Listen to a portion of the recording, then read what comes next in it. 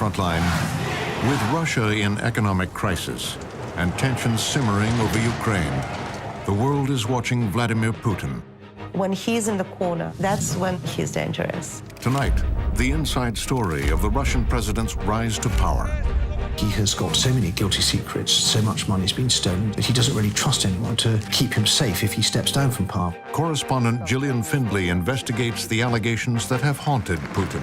There have been a number of credible investigations. All this propagandistic quasi-investigation don't become victim of propaganda. If you put these people in the United States and check what they've done, they're criminals.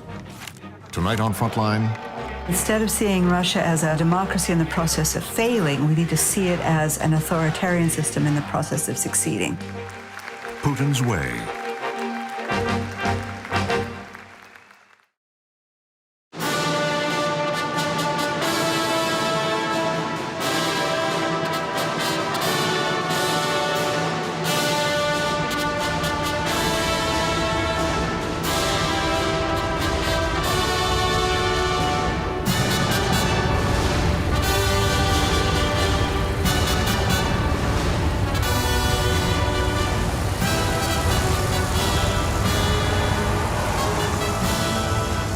In the spring of 2012, Vladimir Vladimirovich Putin entered the Kremlin to start his third term as president of Russia. It had been a remarkable ascent. In just over 20 years, a journey from unemployed spy to modern-day czar.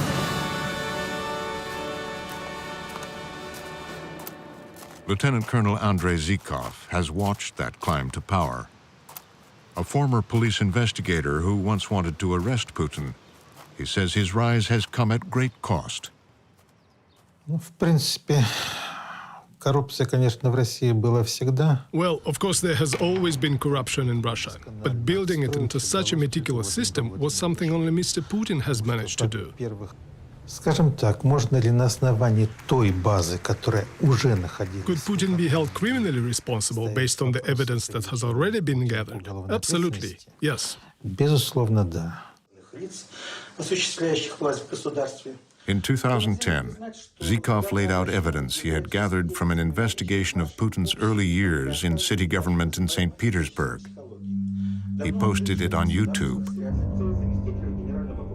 Mysteriously, there have been efforts to delete it from the web, but not before it was downloaded by Russia expert and author Karen DeWisha. And in its essence, what did that series that he posted, what was the summation of it? The summation of it was a detailed account of the criminal activities that he feels Putin was involved in. Abuse of power, abuse of his official position, involvement in relations with organized crime, knowledge about money laundering. I mean, a whole range of economic crimes. DeWisha says that Zhikov's charges are part of a larger culture of corruption in Putin's Russia. She has been gathering extensive documentation for a new book on what she calls Putin's kleptocracy and how he and his circle have shaped the country.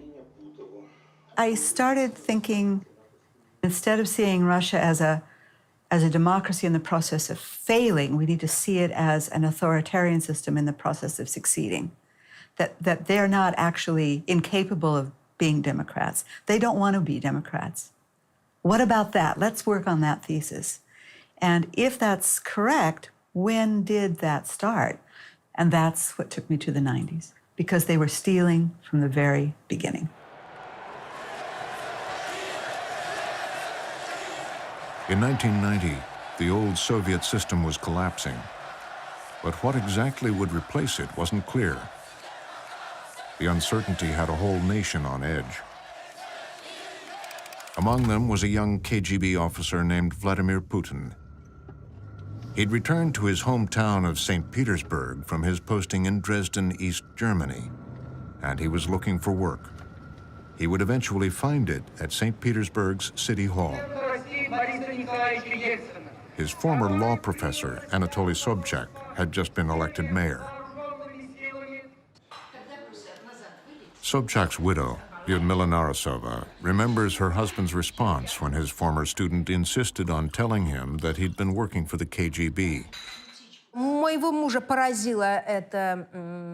My husband was shocked by the candor and asked what his job was. And he said he had worked in the German Democratic Republic in East Germany. And he said, well, I just happen to be looking for people that know Europe, that know the languages in order to work on foreign economic relations. They wouldn't have hired an idiot to work in reconnaissance, so I hope you can manage it. Go work. And it needs to be said that, according to my husband, he never regretted it. Putin would soon be deputy mayor of the city, and crucially, chair of the Committee on Foreign Economic Relations. He was the linchpin. He controlled which foreign companies could register their offices and receive offices. After all, remember, all this property was Soviet property. Soviet Union hadn't fallen yet. So how was a company going to get access to property to set up a branch in St. Petersburg? Putin. Putin would have to assign it. Even as his star rose, there was an early example of his ambition. He commissioned a documentary about himself. It was called Power, made by Igor Shadkan. Putin had an agenda. He wanted to admit that he had been a KGB agent in foreign reconnaissance. После окончания университета мне было предложено прийти на работу в органы Комитета государственной безопасности. For Putin, it was an effective way to out himself as a former member of the reviled KGB. But for Mayor Sobchak, Putin's past would prove useful. After all, he was running a city with a notorious criminal history, and according to prominent political analyst Stanislav Belkovsky, he needed someone who could work in its shadows. St. Petersburg called the bandit capital of Russia, gangster capital of Russia at that moment. And the mayor's office should communicate to those groupings some way. But of course, Anatoly Sobchak could not be involved in such contacts. And it was Vladimir Putin who was in charge. Когда я, кстати говоря, пришел к нему на съемку, то полная приемная его. When I arrived for the shoot, his entire lobby was full of foreigners. This included Finnish, Germans, and there was some agreement they were all coming to. Now the agreement for the most part was about food aid for St. Petersburg.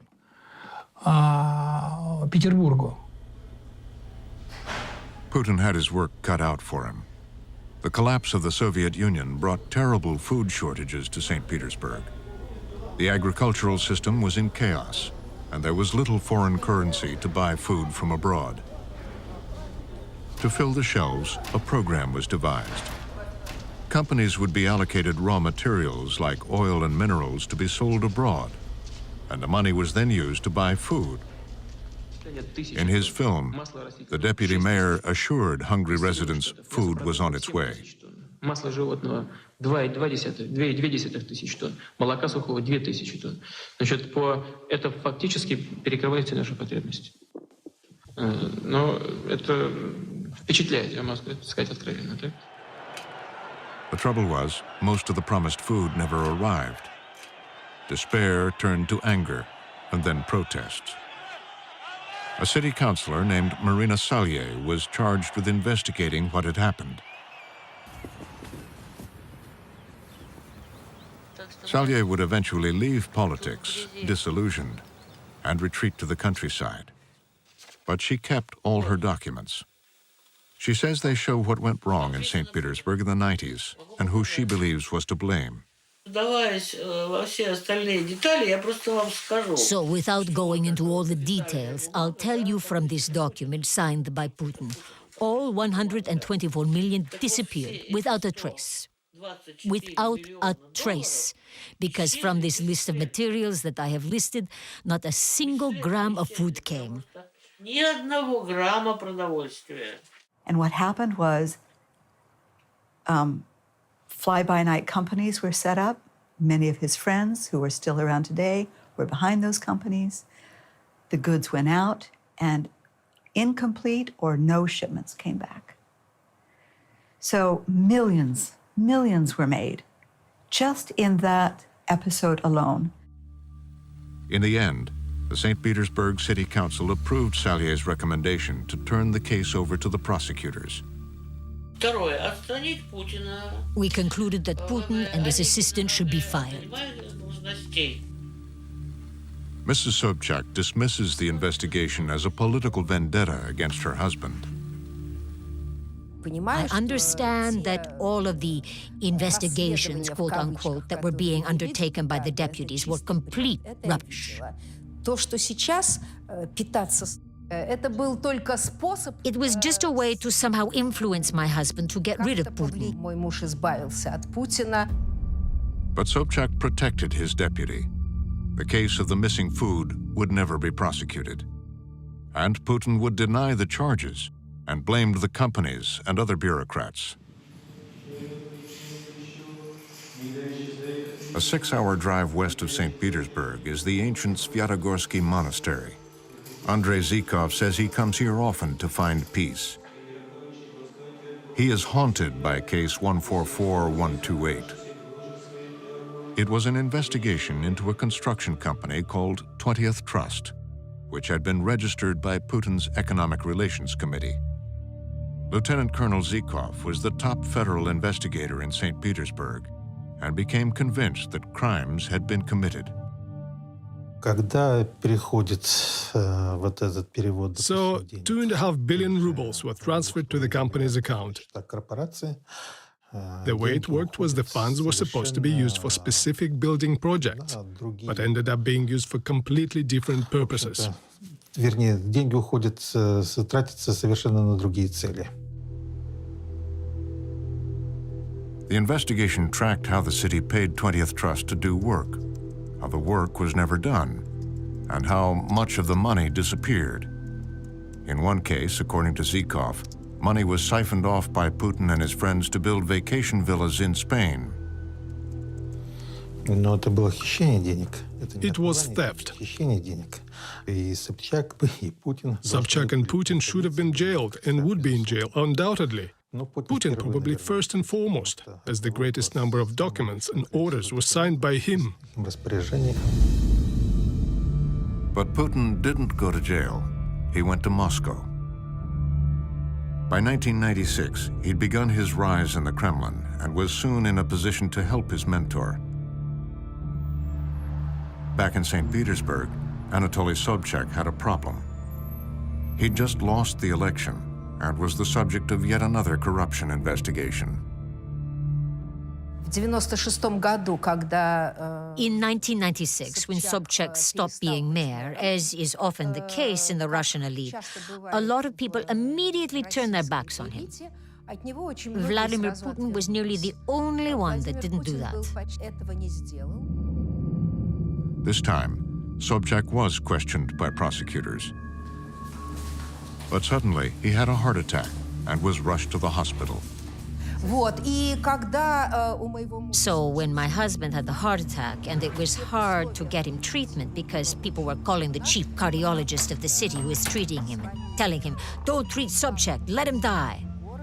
That's when I decided to take him overseas for treatment.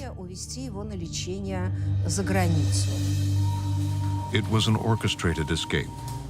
Sobchak took off on a national holiday weekend aboard a private plane, apparently arranged by Vladimir Putin. Weeks later, he showed up in Paris, looking surprisingly healthy. Vladimir Putin helped me organize that, risking everything. Back in the Kremlin, Putin's loyalty to Sobchak had been duly noted. By 1999, an ailing Boris Yeltsin was nearing the end of his presidency and looking for a savior himself.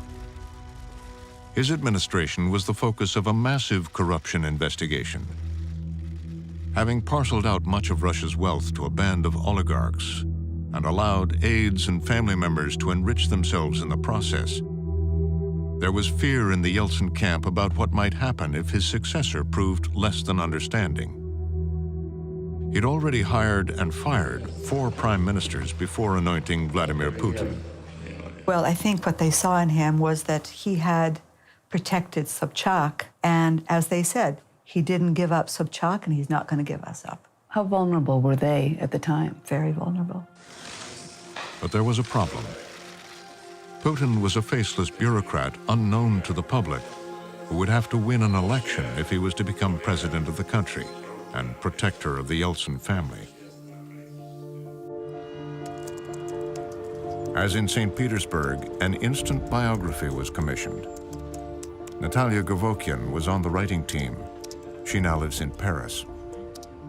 What was the narrative that they wanted out? Just his everything. I mean, where he comes from, who is he, why he was in KGB. That was the main thing about him. He's the KGB man. That's all.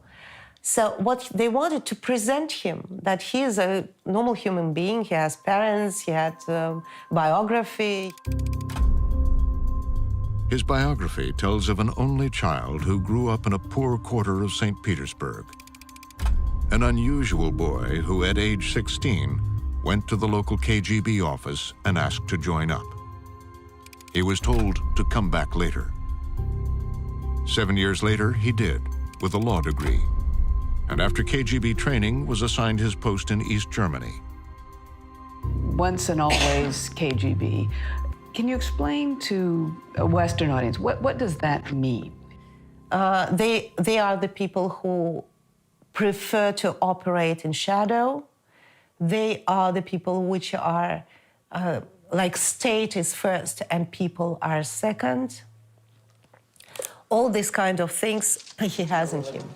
And he cannot, I don't think he can change it, you know? It's unchangeable. He was so much the KGB man, he would take a turn as head of its successor agency, the FSB, in the year before he became prime minister. Then, 1 month into his new job, in the fall of 1999, this. Bombs obliterated 4 apartment buildings in Moscow and other cities, all blown up at night while people slept. Hundreds died. This was Russia's 9/11. Russian historian Yuri Felshtinsky has written a book on the apartment bombings. We have to understand that the whole country is very nervous. That the feeling is that every several days or like once a week, the building is going to be blown up. All of a sudden, a prime minister few Russians had heard about was everywhere, swearing revenge. Мы будем преследовать террористов везде. В аэропорту, значит, вы уж меня извините, в туалете поймаем, мы и в сортире их замочим, в конце концов. Все, вопрос закрыт окончательно. Putin would point to rebels in Chechnya, where a separatist movement was holding ground. The Russian officials said that there was a Chechen trail in the apartment bombings. Not proof of Chechen involvement, a Chechen trail. It wasn't clear what that meant, but it was used in order to justify a new invasion of Chechnya. And Putin's invasion would be brutal. Когда это все кончится, видите, что это случилось, видите, что делается.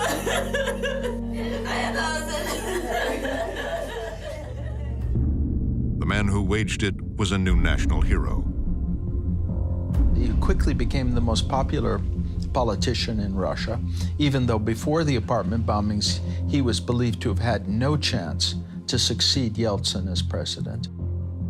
They needed a set of situations in which they could postpone the elections entirely and make it more difficult for the opposition to focus on unimportant things like the corruption of the Yeltsin family. The irony is that this is precisely how the First Chechen War was started. The First Chechen War was started and provoked in '95 in order to have a situation that would allow the government to cancel elections or to postpone elections, claiming that you cannot have them during the wartime. And absolutely the same was done in '99. So there was a real Yeltsin interest in this, but there also was a Putin interest because he wanted to be president.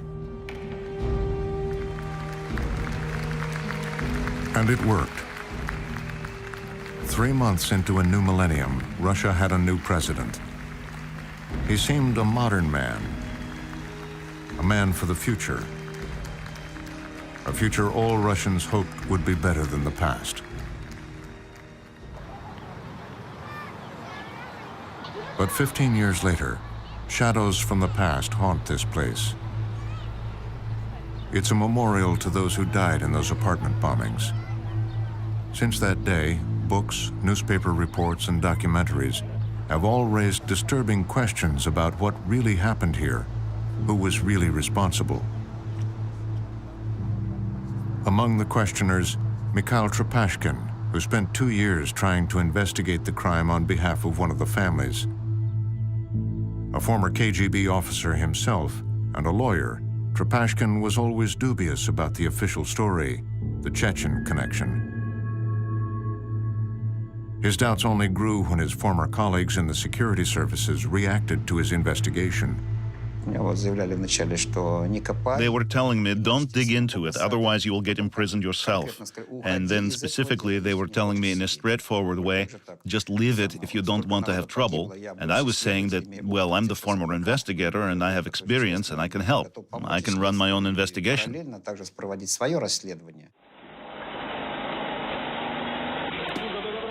But there would be many obstacles placed in the way of an investigation. The Russian government destroyed all the evidence in the case of the earlier bombings. No sooner had the bombings taken place than bulldozers showed up to remove the rubble, including human remains. And in that case, they destroyed the crime scene. But the troubling questions about the bombings were really fueled by what happened here, a few days later, in a town outside Moscow called Ryazan.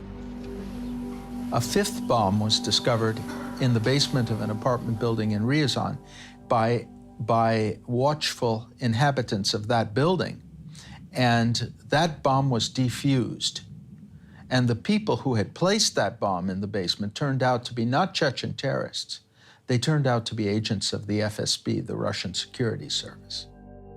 Tests showed that the bags contained an exclusive military explosive called hexagon. The detonator, too, was military. I think that the evidence that there was an FSB operation to place explosives in the apartment building in Ryazan is incontrovertible. At the time, the FSB claimed the Ryazan operation was part of a training exercise. But the broader conclusion that security services could have killed their own people in the other apartments was dismissed by the government. In his biography, Putin called it utter nonsense, totally insane. No Chechens were ever charged. Others arrested were convicted in secret trials, and still others in trials tainted by allegations of forced confessions. But all along, it's been disturbingly dangerous to investigate too closely. People who tried to investigate the apartment bombings, in many cases ended up dead. Yuri Shekhatyikhin, Sergei Yushchenko,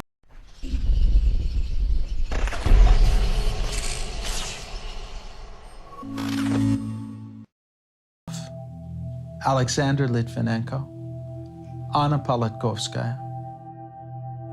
Sergei Markov is a political analyst and often speaks for Vladimir Putin. There have been a number of credible investigations that have concluded that this was the work of the FSB and could not have happened without the knowledge of Mr. Putin. It was no one credible investigation which shows that it had been done by FSB. All this propagandistic quasi-investigation, just using tricks and so on. I already heard about this story, about this FSB exploded the building in Moscow maybe hundreds of times. And all of these people free, nobody was in jail. Don't become a victim of propaganda. It's very dangerous also. There were 3 attempts in the Russian Duma to investigate the events in Ryazan. In all cases, they were voted down, or with the ruling party under Putin's control voting unanimously not to investigate and not to ask questions. Mikhail Trepashkin was asked to help with one of those Duma investigations. A week before he was due to report his findings, he was stopped by the police. So they stopped me at a police checkpoint where there was a crowd of people. They checked my identification twice and checked the car, and they didn't find anything. And when I was closing it, one of the officers threw in a bag, and I told him, "That's not mine. Why are you putting that in my car?" He opened the bag and said, "Here is the gun. Here is the gun." And I was immediately arrested.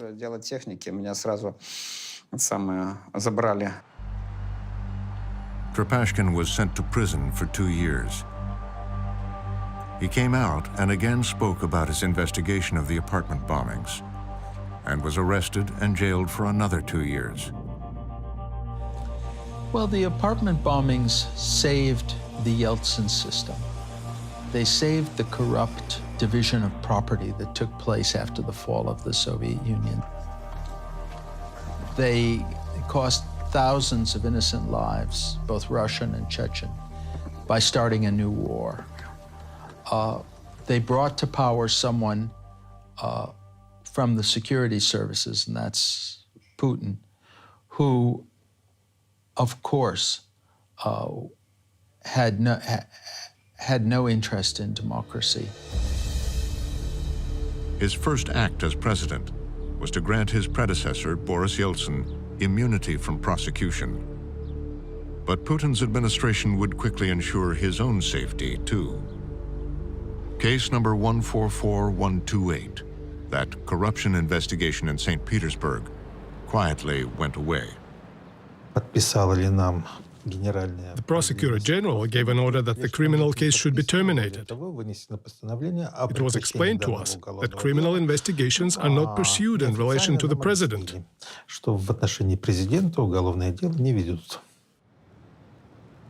Investigator Zhikov still wonders how things might have been different had he been allowed to continue with his case.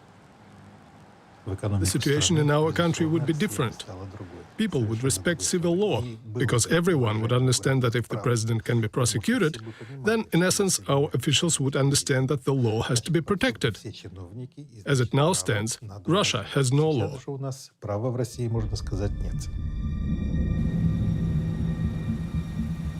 In the early years of his presidency, there was hope that Putin would live up to his billing and take Russia on a path closer to the West.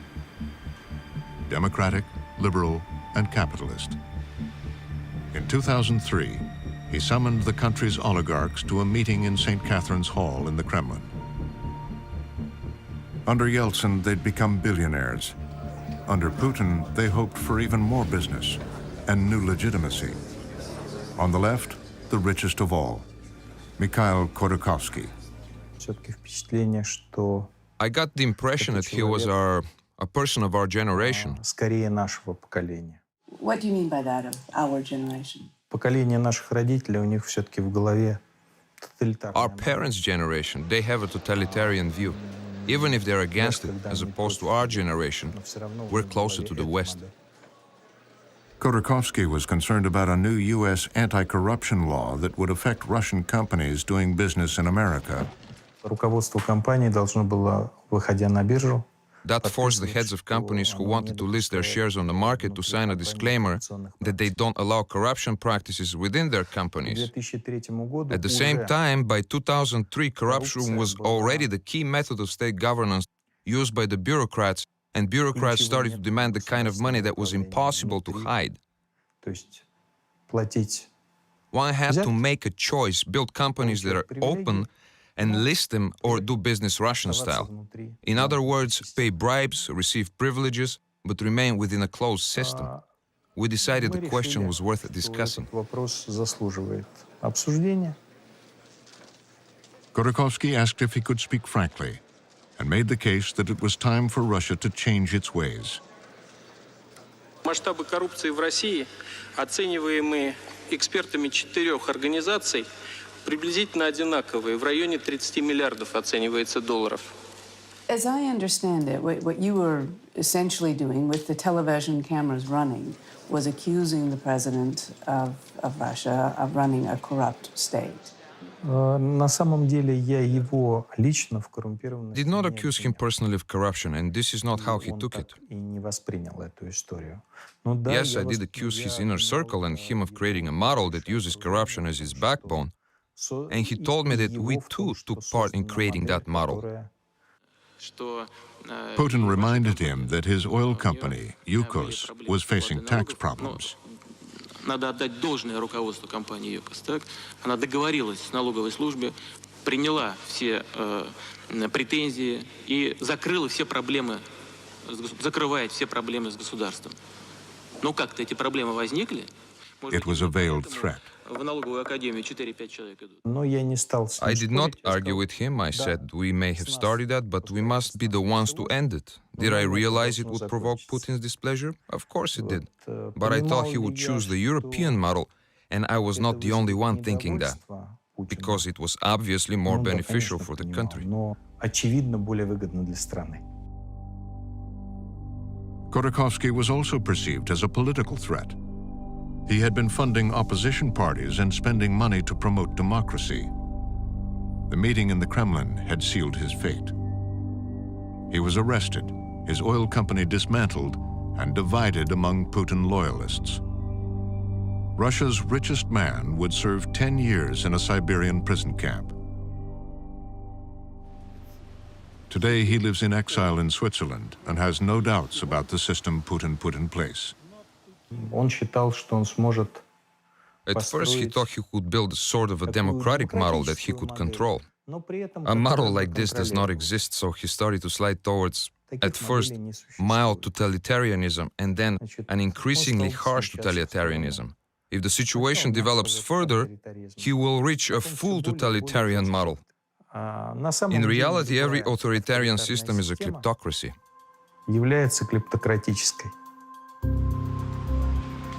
Some early evidence of that kleptocracy and how it worked was found in 2003, when police raided the offices of a small company called Spag in a suburb of Frankfurt, Germany. Author and journalist Jürgen Roth has written extensively about the raid which targeted money laundering in several countries, allegedly by St. Petersburg's Tambovskaya mafia group. In this report, they mentioned the SPAC as a company who has close links to criminal organizations, the so-called Tambovskaya mafia in St. Petersburg, and Mr. Putin. And so it was money that was being laundered in Germany. Laundered in Germany through investments in real estates. Putin had been on Spag's advisory board since 1992 and had a close relationship to one of its principals. He only stepped aside when he became president. Documents. But when German police moved in to raid Spag's offices, they discovered they had a problem. It was a political affair. They must inform, at this time, Chancellor Gerhard Schröder. So it's the first time, I think, that about a normal investigation from a prosecutor in a small town in Germany, Mr. Schröder get informed or would like to be informed about this investigation. Why he would like to be informed? Because Putin. It was a so high level.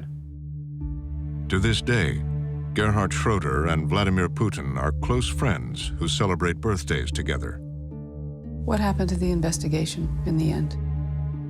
It finished without any result. Schroeder has never publicly addressed the case, but their friendship provoked a scandal in Germany in 2005. Just 2 weeks before losing a general election, Schroeder signed off on a €1 billion loan guarantee to Russia's gas pipeline to Europe. After he retired, Schroeder had a new job, chairman of the pipeline's consortium. Gerhard Schroeder epitomizes the scandal in Germany, and to put it mildly, he didn't seem to be very bothered about avoiding the appearance of impropriety. I found my thrill on Blueberry Hill. In his early days in office, Putin went on a charm offensive towards the West. When I found you.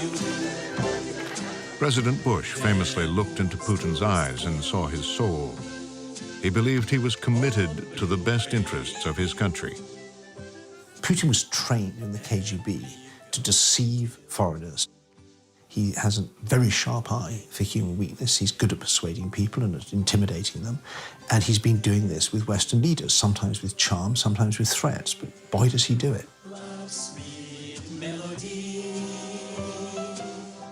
Early on, British Prime Minister Tony Blair was charmed by him.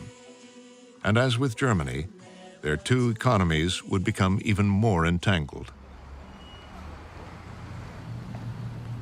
London's financial center was a city enchanted by Russian money. These were the years of high oil prices, and Putin's Russia was growing like never before. It fueled massive corruption, and much of that money was flowing into London. The City of London, which has made a huge amount of money out of laundering Russian money over the years, a city is ultimately the motor of the British economy, and it runs on Russian money.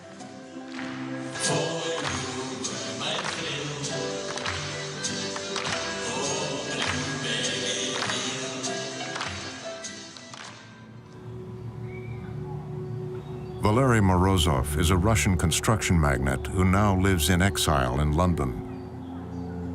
His company has done projects for the Kremlin, most recently on the scandal-ridden Sochi Olympics. But finally, he says, the corruption under Putin had gone beyond what he could live with. If you put these people in the United States or in Canada and check what they've done, they're criminals.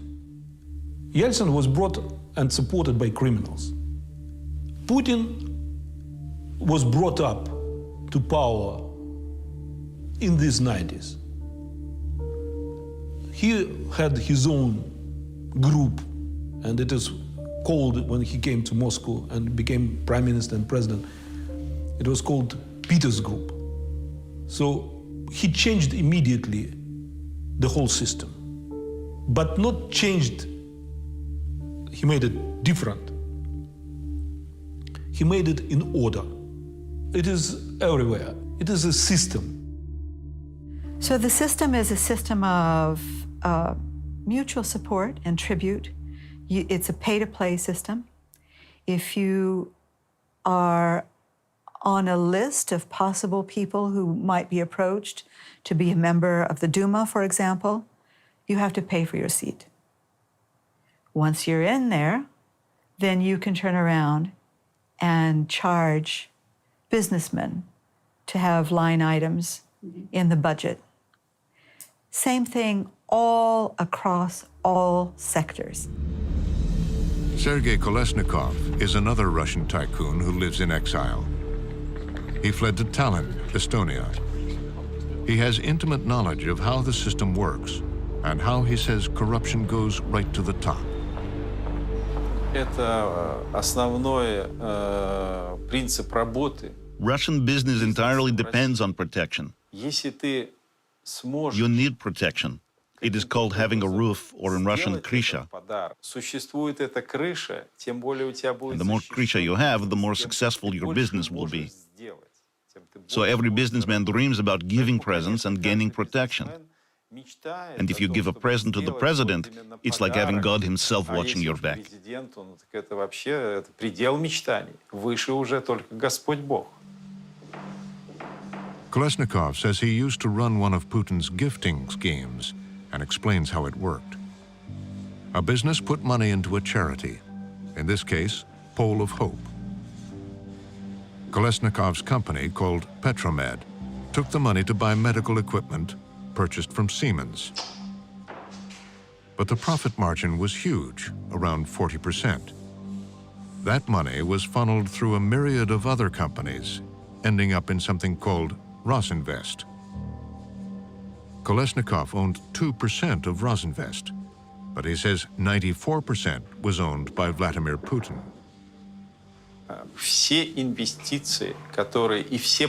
All investments, all projects of Rosinvest were only implemented if Putin said yes to it.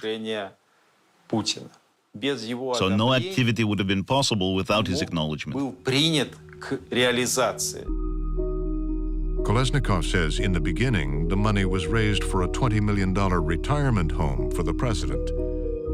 But then the president decided not to retire. At that point, Kolesnikov says he was told to divert even more money, and soon the retirement home had blossomed into a palace. Built on state land, it's a $250 million Italianate extravaganza overlooking the Black Sea near Sochi.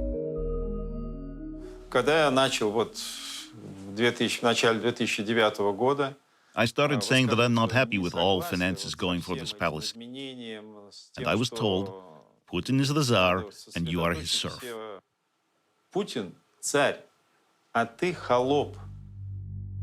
Putin has denied that he has any connection to the palace. It was reportedly sold to a rich businessman, but it remains a heavily guarded mystery. Kolesnikov believes his scheme was only one of many ways to hide money for Putin through proxies. How much is a matter of speculation and some educated guesswork. I started such investigations more than 7 years ago. And in late 2007, I published my estimate on the assets being under Putin's personal control. It was the figure of $40 billion. $40 billion.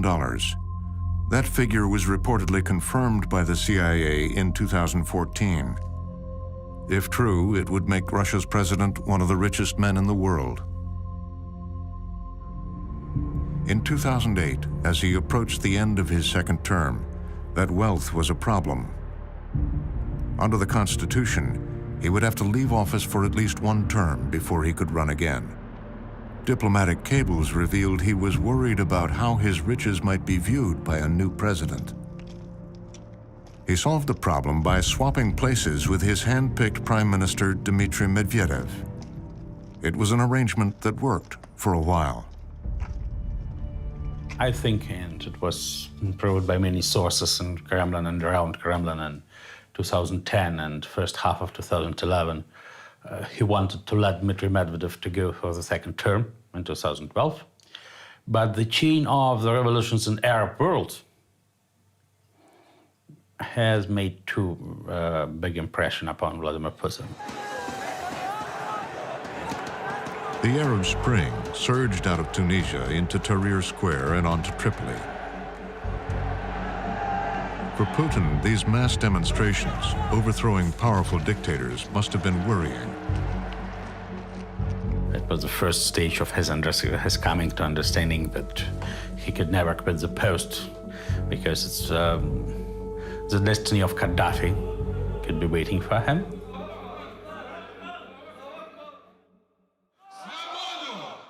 In 2011, when Vladimir Putin announced he would run again for Russia's presidency, the response was mass demonstrations in Moscow's streets. Protests which had to be put down by police. There's never been a good succession model in the Soviet Union or in Russia. And he's very worried about how he will leave power. He doesn't want to leave in a coffin. He doesn't want to go to a jail cell. He has got so many guilty secrets, so much money's been stolen, so many people have been killed, that he doesn't really trust anyone to keep him safe if he steps down from power. So in a way, he's both the master of the Kremlin, but also a prisoner in it.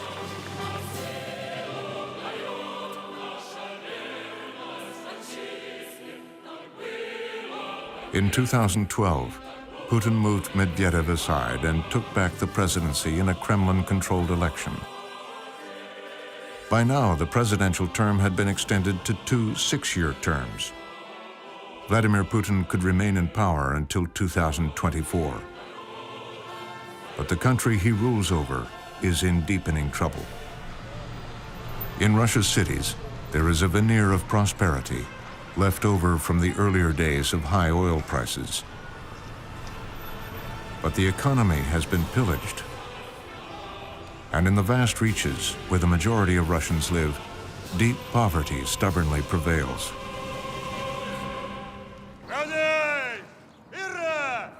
Putin's greatest fear is that the Russians will realize that his modernization project has failed. He came into power promising to make Russia into a modern Western country, and it's still basically a corrupt, backward country. The bottom line, just to put it with 2 numbers is all we need. The median or the midpoint wealth for the average Russian is $871, according to Credit Suisse. Very neutral report. $871 means half the population has more than that in wealth and half the population has less. Median wealth in India, over $1,000. So the average Russian is poorer than the average Indian. So that's one number, 871. The other number is 110. 110 individuals own 35% of the wealth of Russia. They are the most unequal country by far in the world. Now, to distract from that, a very powerful tool he's got is anti-Westernism, blame the West for everything that's going wrong, and couple that with a very powerful propaganda machine where all the mass media is under Kremlin control, and he's in a very good position.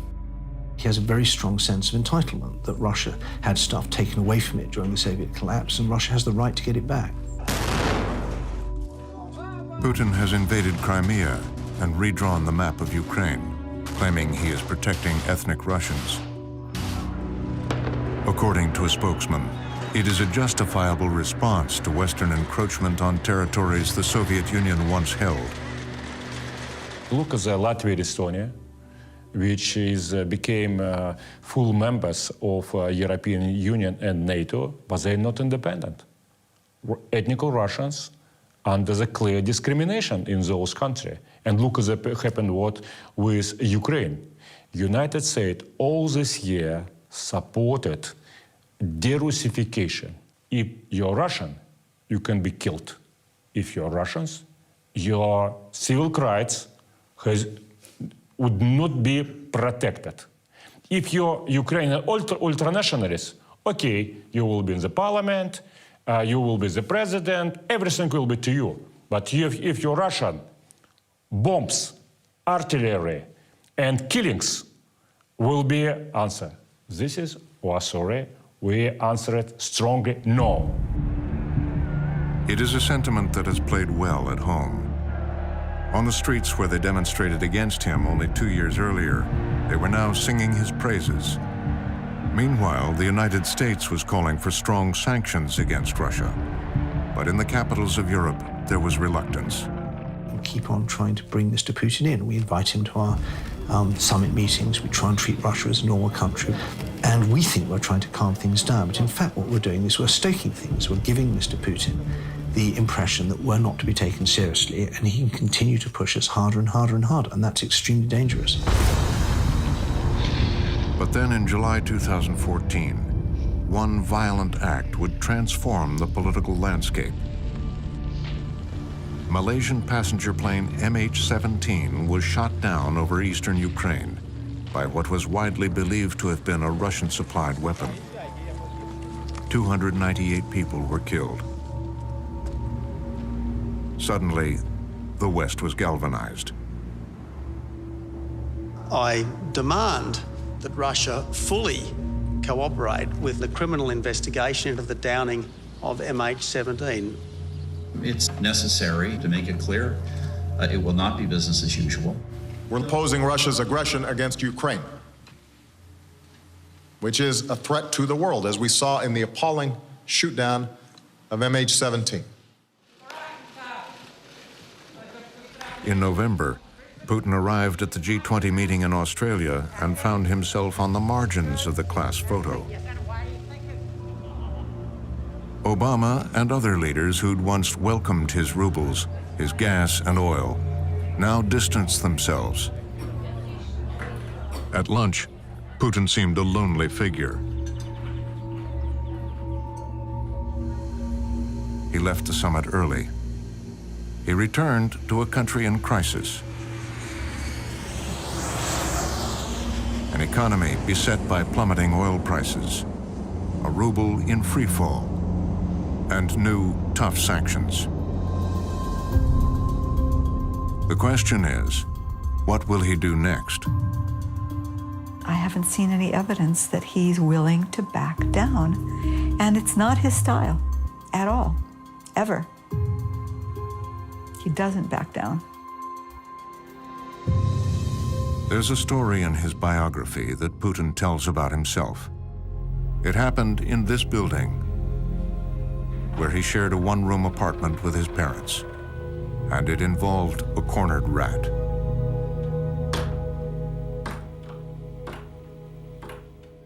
He said that I learned forever.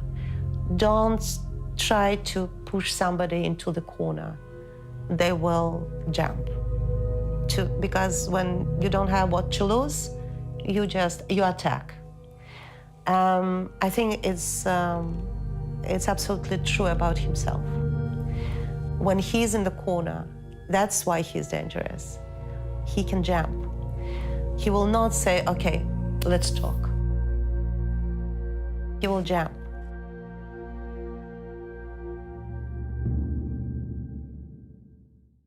Go to pbs.org/frontline for more on Vladimir Putin's rise to power. Abuse of power, abuse of his official position. All this propagandistic quasi-investigation using tricks and so on. And subscribe to our YouTube channel. Now you can get original short Frontline documentaries and connect to the Frontline community. Tell us what you think on Facebook and on Twitter. And sign up for our newsletter at pbs.org/frontline.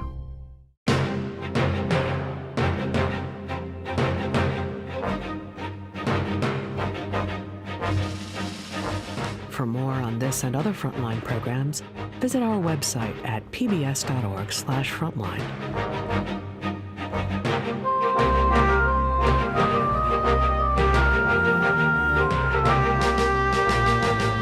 Frontline's Putin's Way is available on DVD. To order, visit shoppbs.org or call 1-800-PLAY-PBS.